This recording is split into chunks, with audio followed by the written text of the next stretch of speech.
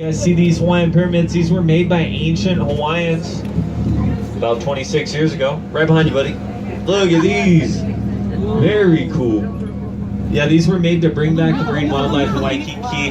Did so about 2,000%. Oh yeah, this is great, guys. Tons of fish out here. Now, fish like to cultivate around these reefs for protection, shelter, food, all that good stuff. Oh yeah, this is a great view. Now these are our smallest artificial reefs, so we're just going to do a quick blow-by and make our way to our next set here. 87 feet deep, guys. That's equivalent to a 9-story building. Captain Jimmy likes to call it a 10-story building, but come on, Jimmy, that's a whole nother story, man. Cruising along here.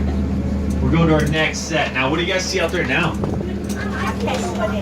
You see a couple rocks on the starboard side and an anchor off the port side, but you notice not a lot of fish. Not a lot of fish, right? Why is that? Anyone seen the movie Finding Nemo? Yes. Remember when Nemo looked out from the reef and saw the big blue ocean?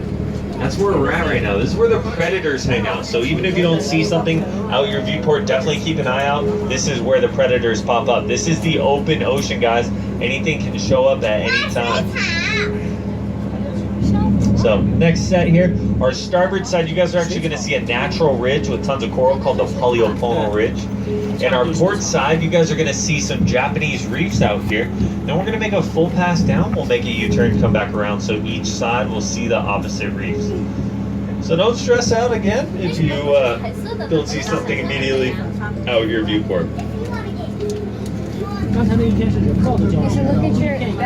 Yes, Liam is right. The predators hang out here, and they might eat you if you're swimming around out here. So be careful. Anyone scared of sharks, like in Waikiki when you're swimming? Yeah. No?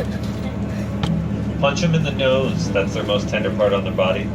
But no, sharks, there's never been a recorded shark attack in Waikiki Beach. So if you're swimming around. But if you're on the west side, I can't say the same thing. So. All right, port side, you can see these structures. These are called the Japanese reefs. These are what they use in Japan to grow the seaweed that wraps around your sushi. That's called nori. There's not a single piece of seaweed out here. That's because the water in Hawaii is too warm. But check out, keep an eye out for those silverfish swimming around out there. I can see a few. Those are baby giant trevally out here. Those are the most aggressive fish in our dive site. Those will travel in packs like wolves, and they'll chase off sharks. Look at all the natural coral here on the starboard side. Look at that hill. That is, I'm talking, that's probably 60 to 80 years worth of coral growth out there, guys.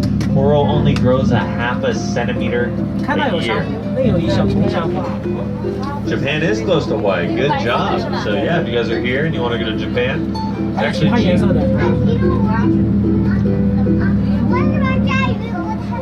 Hawaii, yeah. Where are you from? Dallas. Are you a Cowboys fan? All right, let's roll down this window, get this kid out of here now. Just kidding. Yeah. Kid. You a Cowboy fan too? Oh man. Cruising along here, guys. It is, yeah. This is where we can see sharks.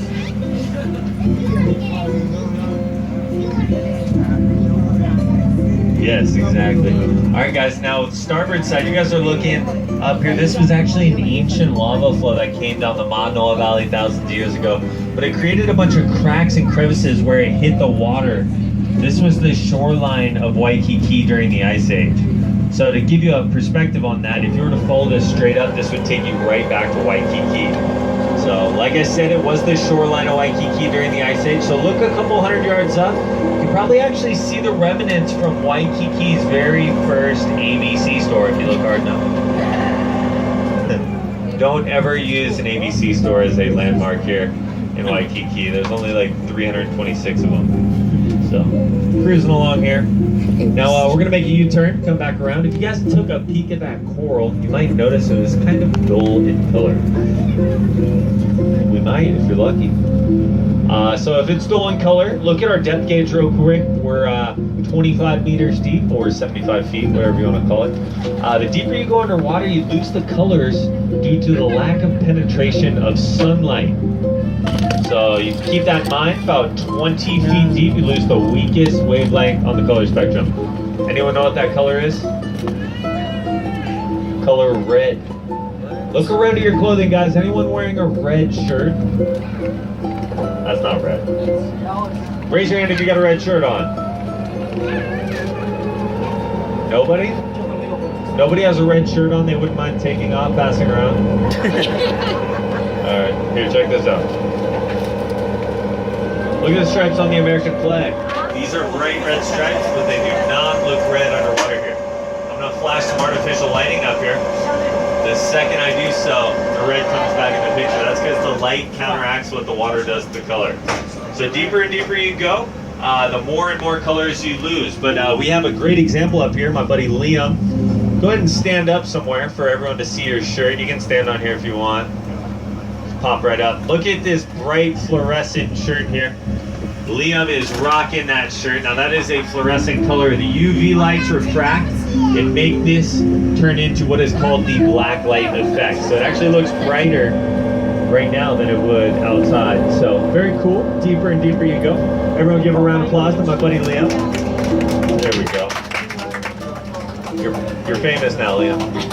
All right, guys. So we did make that successful U-turn, but deeper and deeper you go, you lose those colors about 300 to 400 feet deep in Hawaiian waters. It's pitch black down there. So keep that in mind. So port side, you're getting a look at the Paleo. Starboard side, you're gonna see the Japanese reefs. Yep, on your side.